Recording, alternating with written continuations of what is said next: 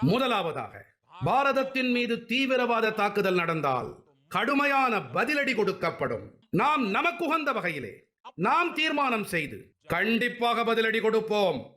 எங்கெல்லாம் தீவிரவாதத்தின் வேர்கள் வெளிப்படுகின்றதோ அங்கெல்லாம் சென்று நாங்கள் பயங்கரமான நடவடிக்கையை மேற்கொள்வோம். இரண்டாவதாக, எந்த ஒரு அணு ஆயுத பயமுறுத்தலையும் பாரதம் பொறுத்துக் கொள்ளவே செய்யாது. அணு ஆயுத மிரட்டலில் தஞ்சம் புகுந்து தழைத்து வரும் தீவிரவாத முகாம்களின் மீது பாரதம் உறுதியான மற்றும் தீர்மானமான தாக்குதலை தொடுக்கும். மூன்றாவதாக, நாம் தீவிரவாதத்திற்கு ஆதரவளிக்கும் அரசாங்கம் மற்றும் தீவிரவாத தலைவர்களையும் வேறு வேறாக பார்க்கவே மாட்டோம். ஆபரேஷன் சிந்தூர் நடவடிக்கைப்படி உலகம் பாகிஸ்தான் பற்றிய இந்த வெறுக்கத்தக்க உண்மையை மீண்டும் கவனித்தது. இறந்துபட்ட தீவிரவாதிகளின் இறுதிச் சடங்குகள் நடந்த வேளையிலே பாகிஸ்தானிய சேனையின் பெரிய பெரிய அதிகாரிகள் பங்கெடுத்துக் கொண்டார்கள். தீவிரவாதத்திற்கு அதிகாரப்பூர்வ அங்கீகாரத்திற்கான இது மிகப்பெரிய சான்றாகும். நாம் பாரதம் மற்றும் நமது குடிமக்களை அனைத்து வகையான அபாயங்களிலிருந்தும் காப்பாற்ற தொடர்ந்து தீர்மானமான முடிவுகளை எடுத்து வருவோம்.